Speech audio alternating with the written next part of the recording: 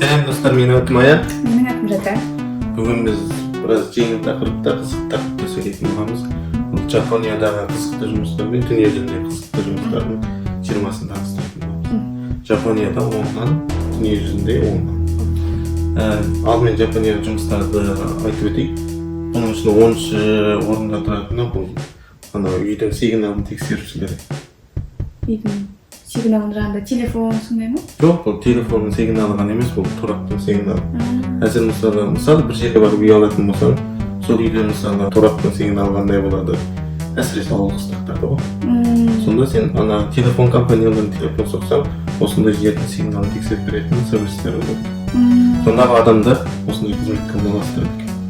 Бұл мысалы бұл қызметтің сағатына беретін ақшасы шамамен 12 доллар болады екен. Бұл енді Жапониядағы қалыпты бағадағы жұмыстардың бірі болады екен. Оның үстіне әзір мысалы 5G шықты ғой. 5G шықты. Бұл енді 5G шыққаннан кейін мұндай жұмыстардың көбейе бастағанын айтады әзір. Неге деген кезде мысалы 5G бұл тек торап болмаса телефонның сигналы ғана емес. Мысалы болашақтағы роботтардың осы тораппен жүруі болмаса машиналардың тораптасуы дегенде мәселелер болады. Осындай сигнал күшті тораптар болмаса кейбір үй жабдықтарын ала алмауымыз мүмкін. Сондықтан осындай жұмыстар әзір бізде көбейіп келеді. Жарайды, біз енді 10-шыны айтып кеттік қой, енді 9-шыны айтайық. Бұл енді 9-шы кәсіп бұл шаш сату екен да. Адамдардың шашын қиып сатады екен. Осындай шаш екен. Бұл енді бұрын біз жақта да өте көп болатын, адамдардың шаштарын жинаймыз деп.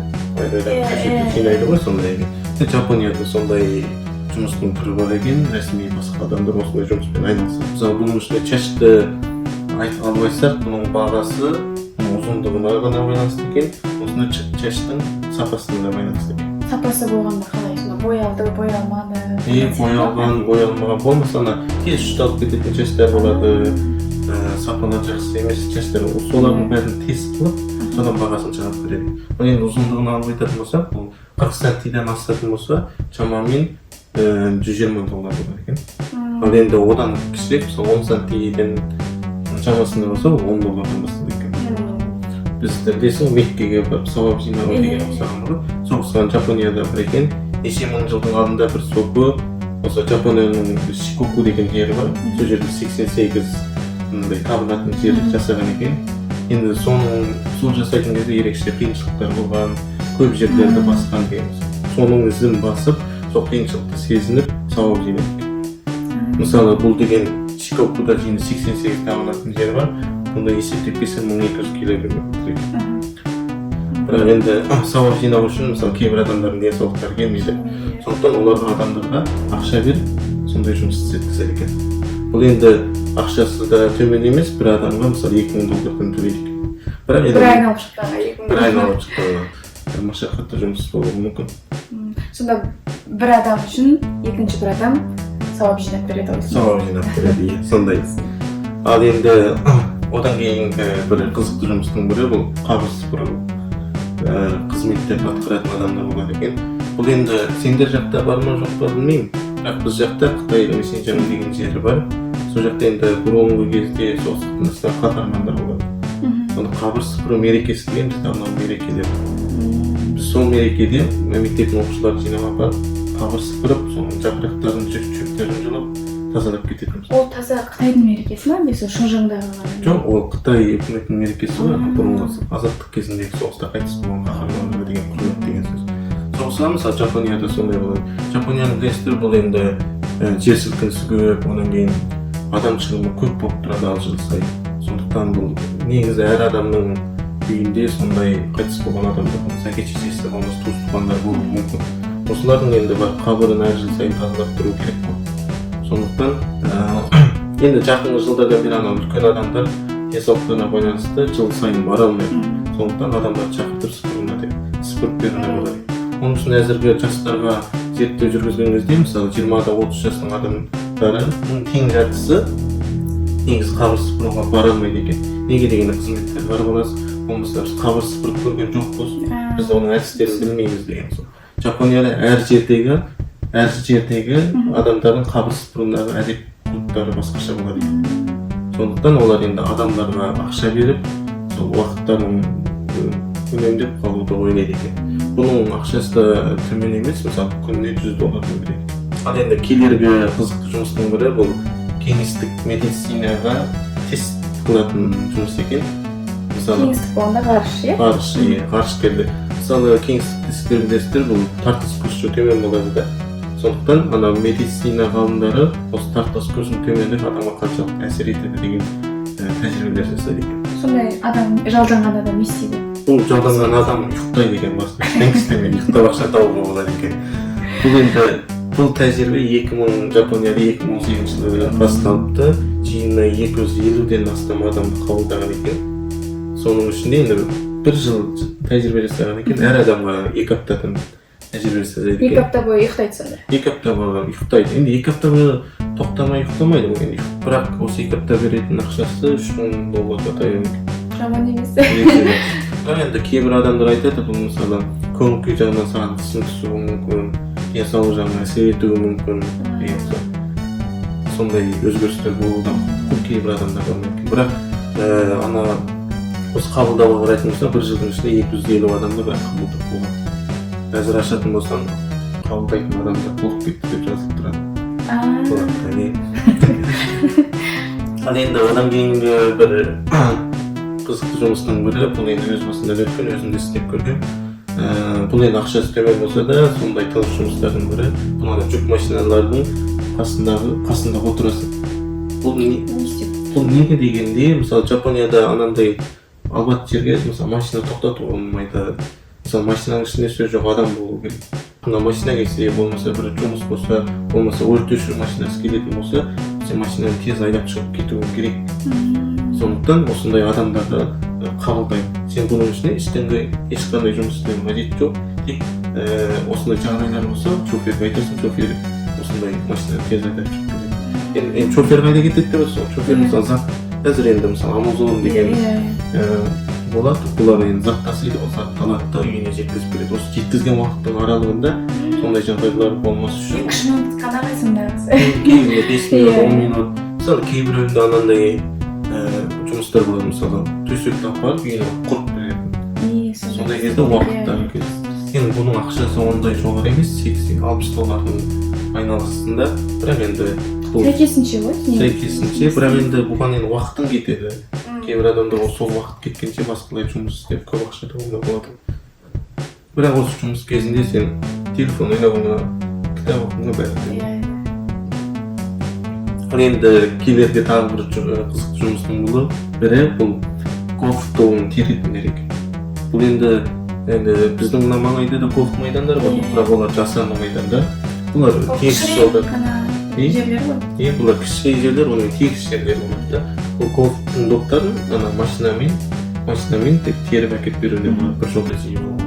Бірақ енді нағыз гольф ойнайтын кезде бұл табиғаттың қойнауында ойнайды да. Бұл допты ұрғанда мүмкін суға түсуі мүмкін, мүмкін сазыға түсуі мүмкін. Осы доптарды терушіне бұл айына $7000. Айына $7000. Сондықтан бұл жақсы көрсі деп айтуға болады. Бұның ең бірі қызықты жұмыстың бірі бұл басқалардың мұң-зарын тыңдау екен. Бұл енді мысалы бұл психологтан бөлек, е? Бұл психологтан бөлек, бұл басқаша жұмыс. Бұл неге деген? Бұл енді Жапонияда өте көп. Неге дегенде Жапонияда мысалы өздерінің нағыз достары болмайды. Мысалы адамдар бір-біріне кішкене суық болады деген сияқты. Көп адамдар жұмыс бастап жүреді. Оның үстінде кейбір сырларын әке-шешесіне болмаса дос-жарларына айтқысы келмейтіндер болады. Бейтаныс адамға айтып өзінің ішіндегісін шығарғысы келеді. Сондықтан осыларды тыңдайтын адам керек екен. Бұған енді телефон болмаса торап болса, бұл әр шыққандай жерде жұмыс істей беруге болады. Бетпе-бет тыңдауның қажеті жоқ, тек телефонмен. Телефонмен де болады, интернетпен бетпе-бет болса да болады деген соң адам бір өзді таңдайды екен. Енді бұның төленетін ақшасы сағатына $10 екен. Сенің атыңды атап шақыратындар болады екен. Менің үйреніп қалған саған. Ондай жағдайда енді ақшасы көп болсын екен. Бірақ енді бұның жақсы жағы да жаман жағы да бар деп айтады енді. Жақсы жағы болатын болса, бұл қай жерде болса да қолайлы жұмыс істей беруге болады. Енді жаман жағы мысалы басқа адамдар саған негатив жұмыстарын айта берсе, сенің өзің көңіл-күйіңде өзгерістер болуы мүмкін. Оның үстіне бұл енді bir adam sana күндө өзүнүн зарын айта бермейди. Ол содан чыгады, турак көңүлгө турактанады. Сол кезде бул жумуш токтойт экен. Сондықтан бул жумуш тураксыздыгы бар маселе. Жарайды, онан кийин осудан кийинки бир кызыктуу жумуш бул ана чабадан жеткиришler экен. Бул калай дегенде, мисалы, көптөгөн бизнес компаниялары бар достор. Осулар өзүнүн кужактарын тез арада жеткизгиси келет. Мисалы, токтомо кол коюу керек деген. Осындай кезде тез арада жеткизип берүү үчүн чакыртылган адамдар экен. Эndi бул женеге кужаттарды башка компания зат тасыйтын компанияларга берүүнү болот, бирок бул убакыты көп кетет. Мисалы, 1-2 күн кетүү мүмкүн. Кээ бир жумуштарды нече сааттын ичинде чечүү керек болот. Бул энди эрексе жакшы жумуш деп ойлойбуз. Бул кала аралыкта жеткизилет деп боло берет го, мисалы бир калаадан экинчи калаага деген сияқты. Бул энди Жапониянда энди негизи калалардын арасында экен, Жапония үчүн. Бирок мисалы Европа элдерин алып айтсам, мисалы Европада мемлекеттер арасында көп мемлекеттер арасында виза болмойт. Бул мемлекет арасында да болот. Онун үстүнө булда жапондук адамдар өтө көп кызмет истейт экен. Бул неге дегенде, мисалы Жапондун паспорту күчтүү паспорттардын бири. Бул энди Жапониянын паспорту 170 элге визасыз алат. Сондуктан жапондуктар ушундай кызметтерди көп истейт. Onun üstünde Japonluktardын мүнөз кулкун бересиң, олар эрекче мукуяттылыкпен, тиянактуулукпен, жоопкерчиликпен кылайт. Бунун эми акчасы күнүнө осуга $200 төлөнөт. Onun üstünde senin жашын орнунда, шагыңда, тамагың бәрин төлөп берет. Ол бир кыдырып келүү деген саякат өмүрдөр бар. Бар энди Жапонияда кызмет жетти, 9 кызмет айттык го, бул энди расында кызыктуу, бирок одан да кызыктысы бар экен. Бул Жапонияда 4-5 жылдатындар ушундай кызметти аткарып. Бул калай деген кезде, бул мисалы Жапонияда эң баштап келе жаткан жумуштардын бири, бирок Англияда мисалы Holiday Inn деген бир хотел бар экен. Бул 2010-жылда ушундай кызметти баштаган экен. Бул эмне жумуш дейт деген кезде, энди суук райондарда бар, мисалы көрпүнү жылтып коет, сен барып уктайсың. Ол шынымен де колданыстагы жумуш ба? Колданышта. Мисалы bir түндө дегенде уктар алдында 1-2 саат. Осудан мисалы мунун киришти $100 беришти. Саатымы? Жок, сол bir түнү, bir күн. Эми сен onu сааты деген кезде bir түн боюнча жүрмөйсүң. Адамдар мисалы мындан бурун уктайды деген сөз. Сондуктан сен мисалы 6 мен 10-ның арасында барып жетип бересиң. Сонда киришти ондай төмөн эмес. Жапонияда адеттеги жумуштардын кырсысын. Жарайды, биз бул Жапонияда кызык жумуштарды айттык го, эми дүйнөдө кызык жумуштарды айтайык. Будагы дүйнө боюнча иштеп жаткан кызык жумуштардын 10 орунда туратында бул ана жыланын уутун алуу экен.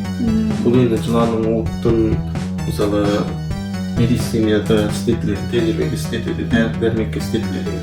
Бул эми кооптуу жумуштардын бири да. Буга арналуу техникалык адамдар кетет. Осуларды жалдайт экен. Осулардын айлыгы энди кооптуу жумуш болгондуктан айына $3,000 айлык.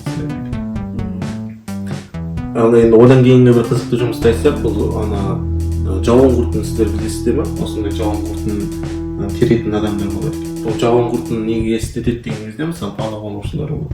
Осуну жабон куртун көп иштетет экен. Булардын энди жылдык акыларда төмөн эмес экен, жылдык акылдар $17,000 берилет. Сенеге тагы бир осы кызык кызметтердин бири бул кезекке туратындар экен. Кезекте турганда сен ойлойтун болуң мүмкүн, бул 1 саат, 2 саат кезекке турсам не болуп берет, жұмыс істей салам. Бирок мисалы кээ бир бизнес адамдар болот, 1-2 сааттын ичинде көптөгөн акча табууга болот.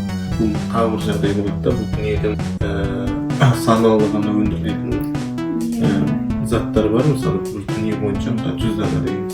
Осындай заттарда кезекке көп убакыт туруп осалар. Осуларга 20-30 саат убакыт кетүү мүмкүн. Буга адамдар баскаларга акча берип осындай кызметтерге азыр көмөктөт экен.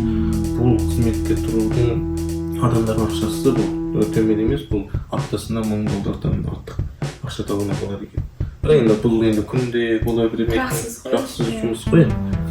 Одан кийинки кызыктуу жумушту айта кетейик. Одан кийинки кызыктуу жумуш ана суу кубурунан сырганап ойнойт оюн бар. Иә. Суу кубурунан сырганап жерге түсүп ойнойт. Осуларды текшеретін адамдар бар екен. Сонда олар не істейді? Олар енді оның біріншісі, оның істейтіні, олардың бұл қауіпсіздігіне байланысты, қауіпті ма дегенді тексереді. Екіншісі бұл кубурдун ичине пластмассада суу толтурат го сырганак үчүн. Суу канчалык толуу керек, канчалык дережеде болуу керек. Ана бастан сырганак түскөндө канчалык тездикте түстү деген сыяктуу. Кызык па, кызык эмес. Кызык эмес па деген сыяктуу. Бирок булардын айлыгы да өтө жогору болот. Булардын айлыгы мисалы жылына 30 000 доллардан астам болот экен. Дурус го, эми каапсыздык маселеси болушу мүмкүн. Одан кийинки кызыктуу жумусту айтайык. Бул ана төсөктөрдү текшеретін адамдар бар экен. Төсек болгондо керебеттерми? Керебеттерди текшеретін. Бул энди калай текшерет деген кезде бул расмий профессионал адамдар болот экен. Калайсыңдар? Мисалы төсөктө мисалы жастыктын орну, жастыктын бийиктиги, төсөктүн орну калай турса жакшы болот деп. Жумсак па, каттыма? Матреста туруп жумсак па, каттыма дегендер болот. Бул энди тек бул жатып гана текшермейт. Мисалы кофе ичип алып уктайт экен. Кандай болот? Сыра ичип уктайт экен, ара ичип. Одан ыстыкта уктап көрөт экен, суукта уктап көрөт экен, чоол жерде уктап көрөт экен деген сөз. Жан жактан текшерет. Мындай адамдар энди төсөк заводдары, төсөк көп жолдойт экен.